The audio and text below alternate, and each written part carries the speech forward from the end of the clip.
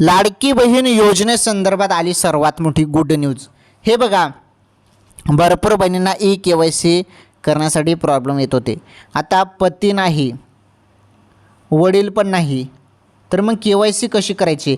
कारण KYC करताना आधार क्रमांक लागतो, पती किंवा वडिलांचा आधार नंबर टाकावा लागतो, बरोबर, आधार कार्डचा नंबर। तर आता पती नाहीत, वडील नाहीत, तर मग आधार नंबर टाकायचा कोणाचा? कारण OTP सेंड होणार नाही, आधार असेल पण तर OTP सेंड होणार नाही ना। तर मग काय करायचं? हे बघा, सरकार लवकरच यामध्ये एक ऑप्शन देणार आहे।